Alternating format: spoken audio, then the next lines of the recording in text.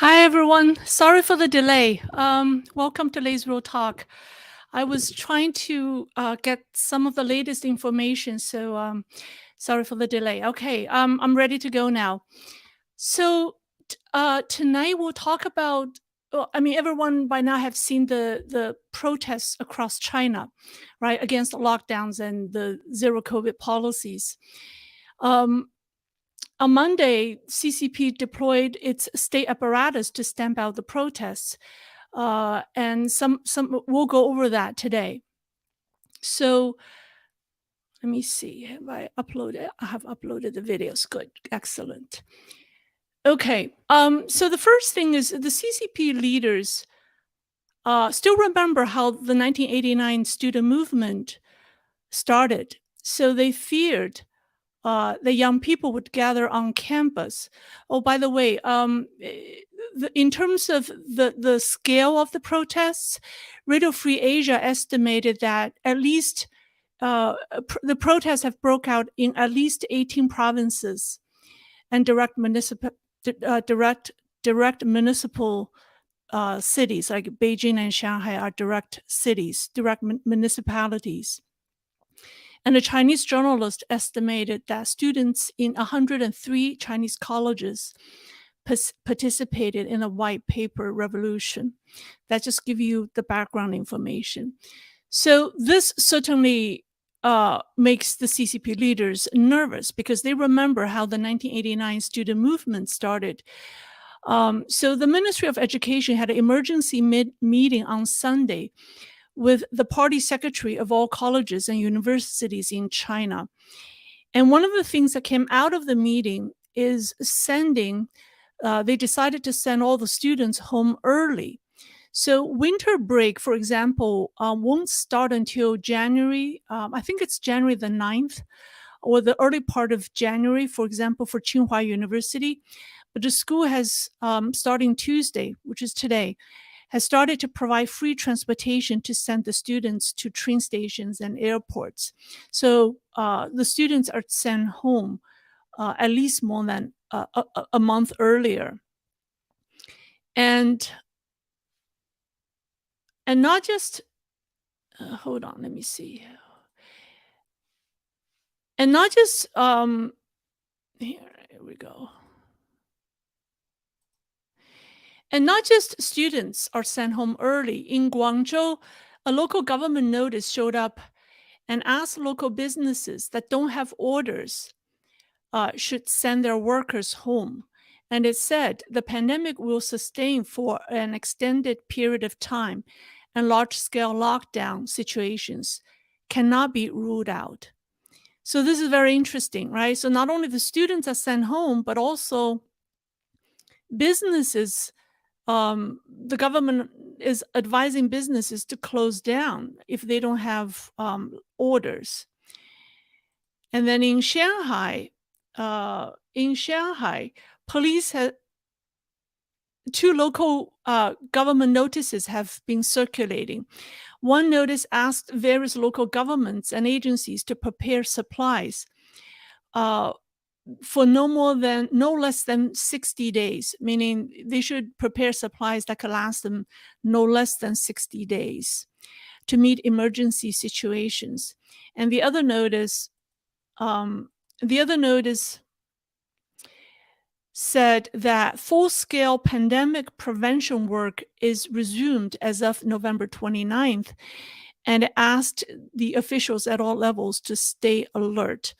Now, there are online debates about whether these documents are authentic, because like for this one, it doesn't have the official seal, right? So there are people that question whether they are authentic or not. And based on the discussions, the online discussions, people have said that they verbally received instructions and messages that are very similar to these documents. And they say that oftentimes some government officials do not like to issue documents that have the official seal. They like to, because they don't want to have anything on record. They would rather tell people verbally over the phone. So many people echoed that it is being spread. It is being the messages have been sent down in Shanghai. So, and also in Shanghai, police have been searching people's cell phones on the street and also in subways. So this one is in a Shanghai subway. You know, see how 3 policemen or security guards are just checking people's cell phones one by one. And what they're looking for are they're looking for their chat history to search for keywords, sensitive words. And they're also looking to see if they have VPN installed. And then also to see if they have any foreign apps like Telegram. So, right. Oh, okay.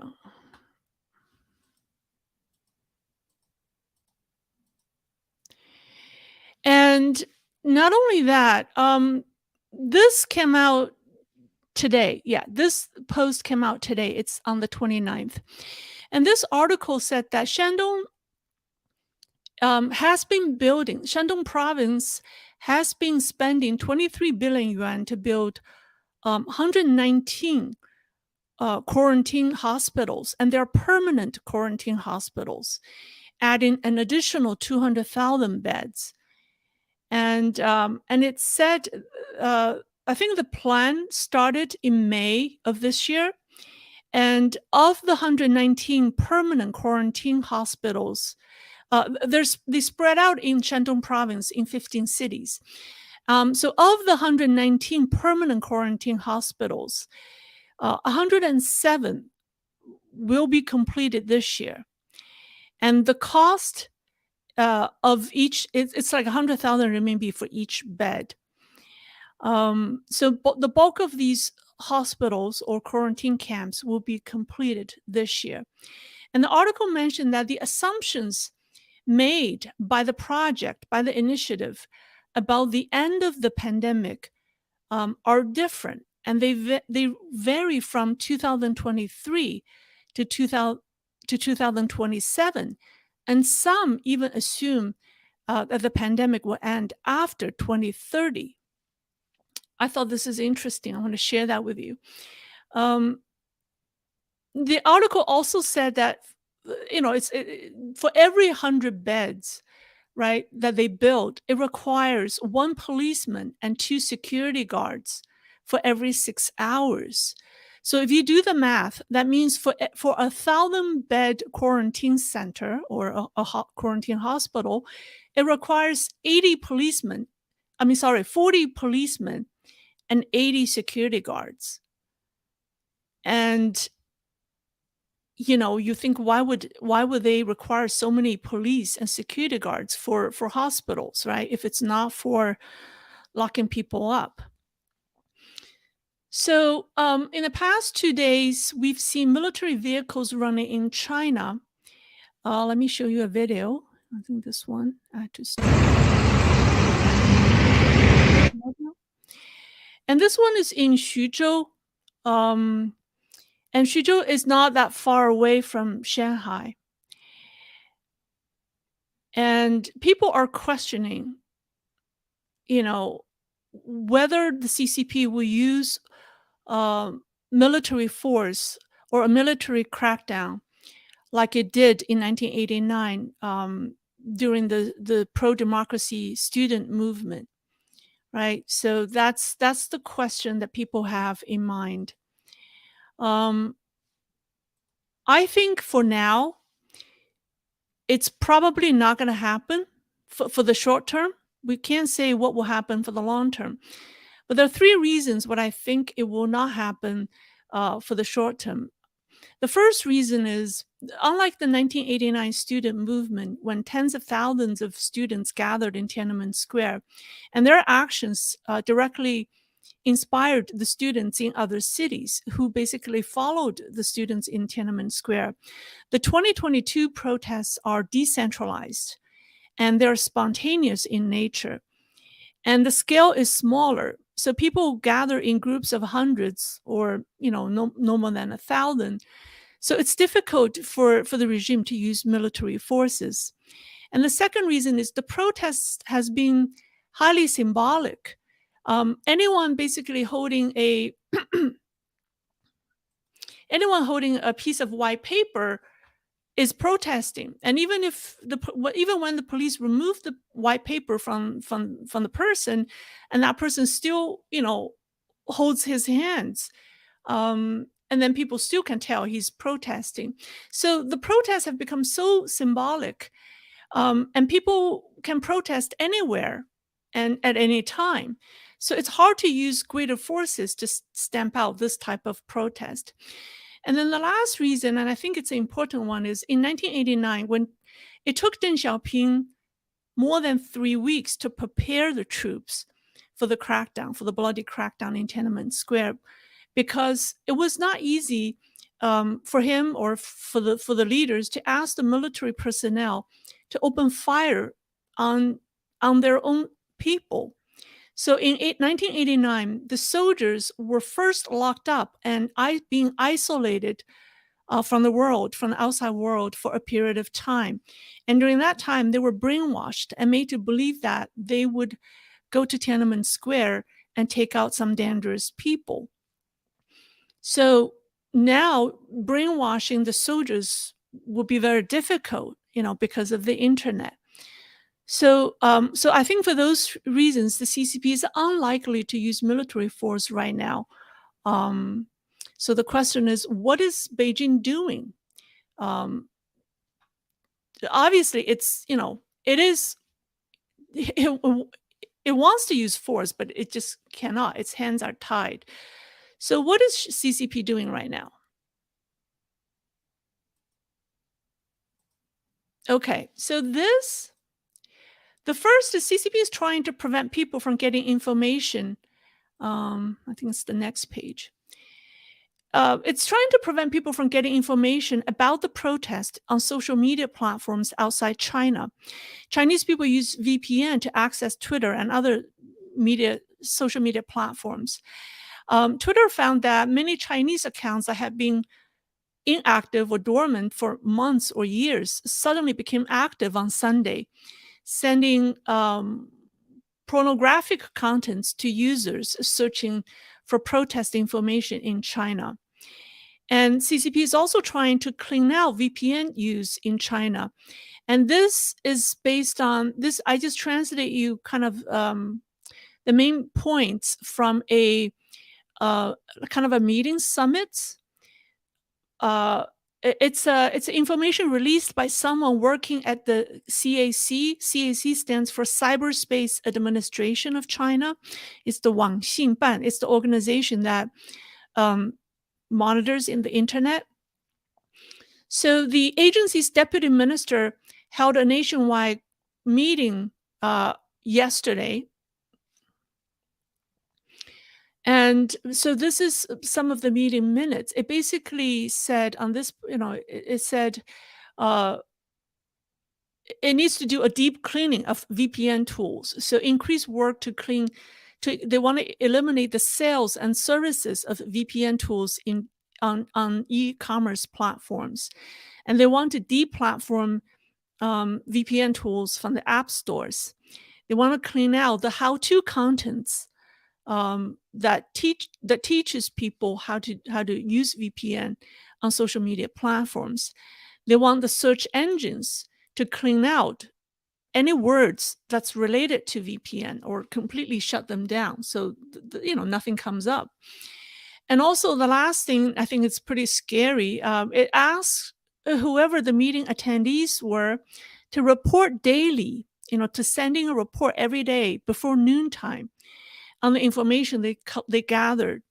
And this includes the names of the VPN apps and the IP addresses of the servers. So my translation is not a verbatim translation, because I only translated the highlights of the meeting minutes. So obviously, CCP is fearful of the VPN tools. And so that's what it's doing. And the other message coming out of this meeting, it's the same meeting, is it discusses digital surveillance and content control. So it plans to deploy level 1 emergency response system. I mean, they must have a code system within the agency, right? So they designated this as a level 1 emergency response system. And the main leader, the in charge person of each local agency or office, should personally be involved to supervise the effort to enhance surveillance. And then they ask people to discover, handle, and report the developments as fast as they can. And then I said all websites should enforce content control related to the few events. Number one is the November 24th fire in Urumqi in Xinjiang, right? That's the fire that triggered the white paper revolution. And the second event is it's called the malignant political slogans in Shanghai. You know, Shanghai was the first city where people shouted, CCP steps down, Xi Jinping steps down. And that, I think, threatens the regime a whole lot. So it wants to reinforce content control related to that event. And also anything related to the gathering of college students and any smearing, I should say, from the foreign press, right? I mean, CCP calls that smearing. And then it asked the people in the agencies to manage public sentiment.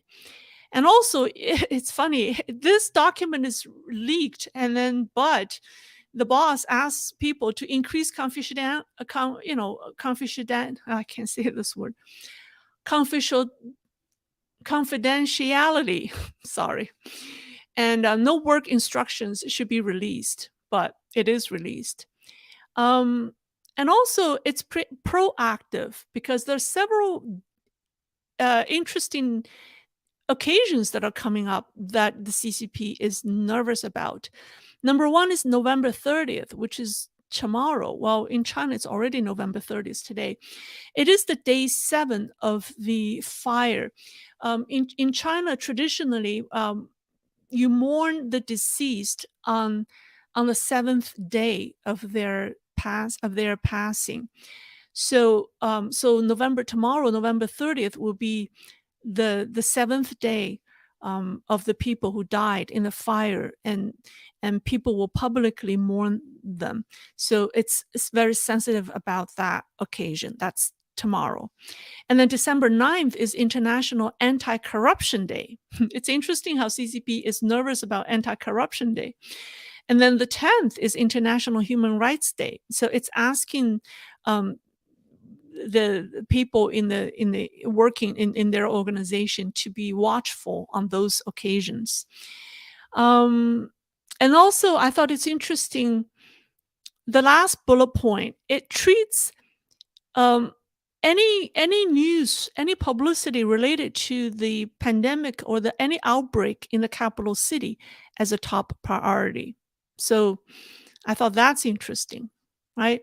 So these are the other instructions that have been given out.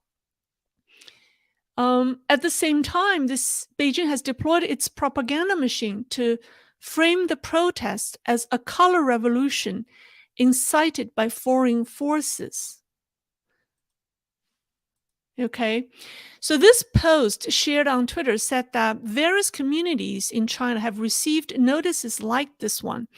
It said that forces from the United States and Taiwan have sneaked into various communities to incite people to be against the Chinese government and China's COVID policy, so on and so forth.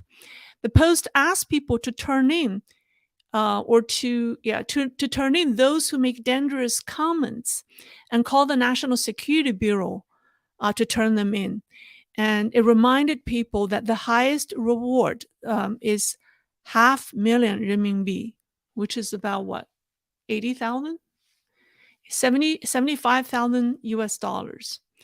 So it's using monetary incentive to ask people to kind of turn each other in, which is a very It's a typical CCP method to turn people against each other. And then, oh, sorry, did I? Oh, sorry. This is the post. Sorry, I was on the wrong page. Yeah, this is the post that talks about foreign forces from Taiwan and the United States that have been inciting hatred in China. This is the post. Sorry, I was on the wrong page. And then this article, which was on a news portal called Daily Headlines. Its title is "Color Revolution Forces Have Spread. Premeditated disturbances in many places. Some foreign forces were exposed." This article described the arrest of the BBC journalist. The article described the BBC journalist as an organizer of foreign forces. And it quoted an anonymous social media post to say that someone was recruiting people to hold a sign for 500 yuan per night. So basically, it's accusing foreign forces using money to organize protest in China. It sounds rather absurd and ridiculous, right? But don't laugh, because this article brought up an important issue that I think everyone should pay attention to, because it involves a tactic that CCP often uses to deal with large-scale protests, and that is sending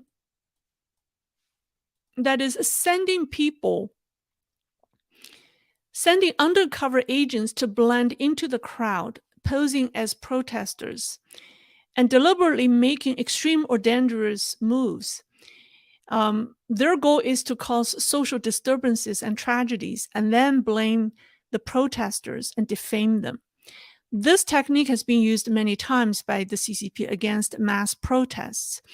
We've seen it during the crackdown on the 1989 student movement. The regime planted human tragedies and then blamed the students for it, and therefore justified its sending the troops. The CCP also used it in the persecution of Falun Gong.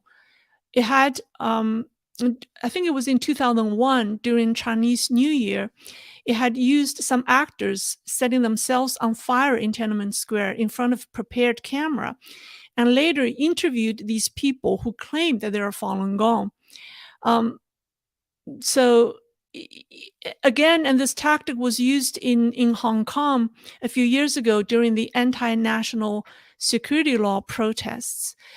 So it is very vicious, but it's very difficult for ordinary people to discern, especially when the protests are spontaneous and unorganized, because you don't know who is who, right? So my advice for Chinese people is to always remain calm, rational, and peaceful, and do not use any emotional words or do things dramatically, because this is not only to protect yourself, but also you should remind each other not to get worked up, because if everyone remains calm, then you could easily tell those who have an ulterior motives or who are there to cause troubles, because CCP, use this tactic almost every time against those people who speak out against them. So they have to be very, very careful. Right now, Beijing also is afraid of the World Cup games, because Chinese people can see how tens of thousands of people gather in stadiums without masks. So China State TV network no longer shows any footage or close-up footage of audience members not wearing masks in the games. Right now, white paper has become sensitive or taboo in China. Some companies, stationery companies that sell stationeries have declared that they're not selling white paper. Beijing isn't just afraid of white paper. Even Xi Jinping is now censored. A speech Xi Jinping gave on October 23rd, 2020, when he attended the event commemorating the 70th anniversary of the Sino-US war in Korea, is now banned because what he said in that speech accurately described what's happening now. So let me play that clip for you. Here we have it. 现在 Hold on, let me start from the very beginning. 现在中国人民已经组织起来了，是惹不得的。如果惹翻了，是不好办的。 You want to watch it again? 现在中国人民已经组织起来了，是惹不得的。如果惹翻了，是不好办的。 It just makes me laugh. I thought this is so funny. So this is now officially banned in China. It's not a joke. This just tells us how the Chinese communist regime fears everything, right? From white paper to its leader's speech. And now Xi Jinping's own words are threatening to the regime. Anyone with common sense can tell that it's not going to last very long.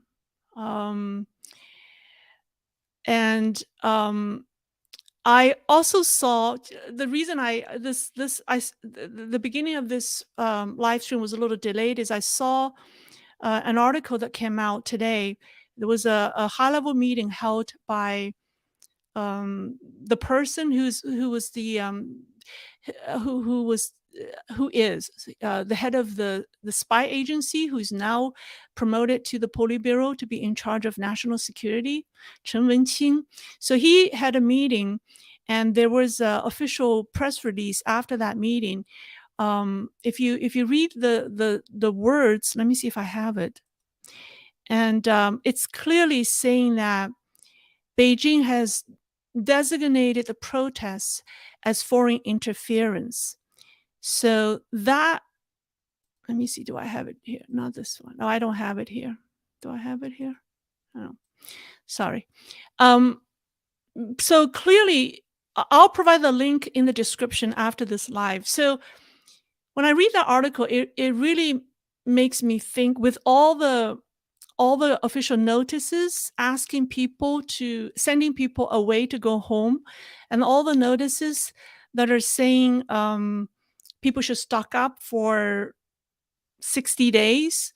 And then I think the U.S. Embassy in China has asked U.S. citizens living in China to stock up for 2 weeks. So all of this is telling me China is definitely going back to a severe lockdown mode. And then when you think about that, and then when it has designated this as a foreign interference, and when it has named Taiwan and the US, right, as kind of the source of the disturbances, as the source of the social disturbances, that coupled with the mass building of the quarantine hospitals, it does not give me a good feeling. It really does not give me a good feeling where China is heading in the next couple of months. So I was really rushing, trying to gather more information before I start this live stream, because it's kind of last minute that I saw that. But that's all I will say today, because it's premature to say anything, right? But I'll keep an eye on that. So that's all. That ends my presentation. Let me see if people have any questions.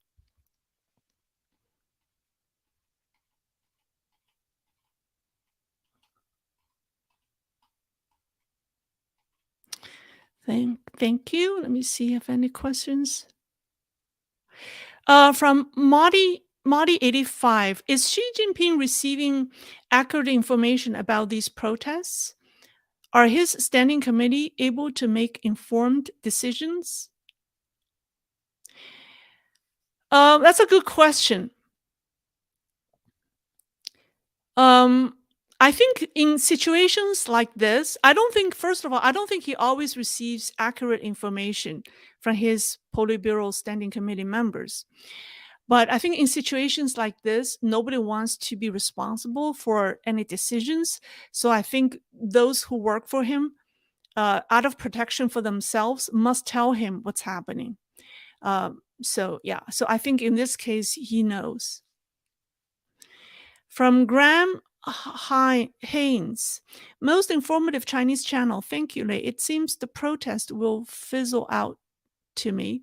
Do you think the CCP is in danger? Well, the CCP certainly is in danger. It feels white paper. Even Xi Jinping's own speech is banned. Of course it feels in danger. But I think the most important question to us is, well, what would it do when it feels threatened? That's a good question to ask, because in dire situation, the last thing we want to see is it starts a war to cover its internal crisis, right? So yeah. Okay, we have 大心脏外国人. All right, so if I may translate for you, it means a foreigner with a big heart, right? Okay, it's cute. Thank you. Lei, have you ever considered doing some videos in Chinese? My Chinese-speaking family will like your content. Maybe consider a weekly Chinese video or add Chinese subtitles to your videos. There are a lot of YouTubers, there are a lot of Chinese information out there. There are so many outspoken Chinese doing this type of programs in Chinese. But there's a serious shortage of Chinese doing this type of programs in English. So yes, I can do it in Chinese, but I think there are already a lot of people doing it. So that's why I choose to do this in English, which is more difficult for me. But so that's why I would rather do it in English, because there's a need, But if you go to Twitter, if you ask your family, if they live outside China, go to Twitter, go to YouTube. There are a whole bunch of channels that cover this. It's not that I don't want to. I think I just have to focus on what's needed right now.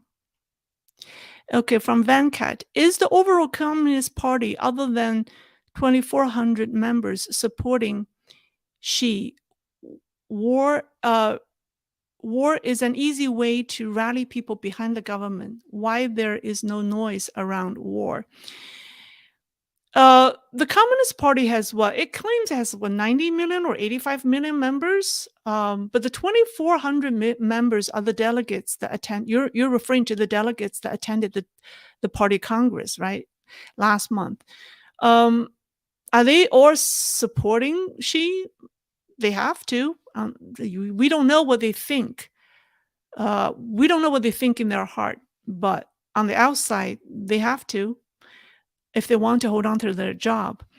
War is an easy way to rally people behind the government. That's true. Why there is no voice? Well, I think this has just happened. The protest broke out in the early hours of Saturday, right? Friday night, Saturday. And then on Sunday, you see how the CCP's organizations started to have meetings, right? So, and then today's only Tuesday. So Sunday they met, Monday they were carrying out their, instructions, like by sending, they're already implementing their strategies. Whether or not they will start their war rhetoric, we need to monitor that. But I think two important messages that we've got so far is, one, they have accused foreign forces for causing the protests, and they named the United States and Taiwan. And the second thing is, it's clearly sending people sending people home on a large scale. And it's also asking people to stock up for 60 days or more. That's what we know, but it's premature to say whether they're starting a war.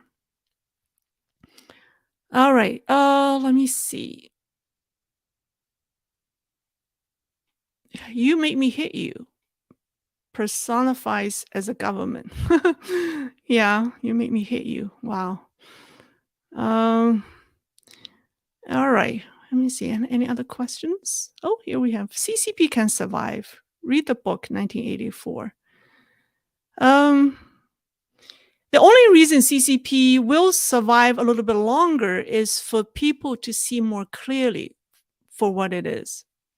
I think that's the only meaning for its existence, because there's so many people. I think before to this point, before the beginning of the pandemic, there's so many people who still think CCP is a good thing, right? The regime is harmless. I think its action in the past 3 years have clearly let more people see what it is. So that's what its existence is for. From Casey Langenberger. Thank you for your voice, Lei. I hear CCP utilizing surveillance similar to Xinjiang in places like Shanghai. Seems only way to change is Xi's removal or revolution, both unlikely. CCP was strong in Hong Kong. Think some happens in China. Yeah, it's using surveillance.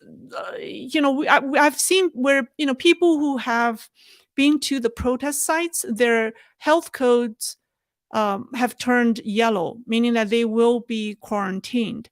So CCP is using its digital surveillance technology to punish people who have participated in the protest. All right, from B Griffin 317. I love your analysis, Lei. I've learned so much. Would you do collaborative videos with other YouTubers? I have not got time to even think about collaborations with others. I'm open to the ideas. It's just I have stayed very focused on what I do. Yeah, so I think if the collaboration could add synergy and make my work more productive, I'm open to that.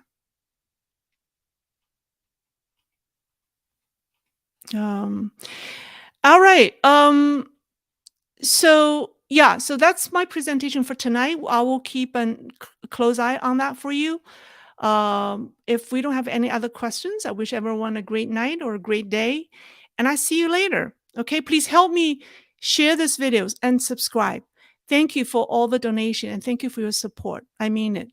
Okay, bye-bye.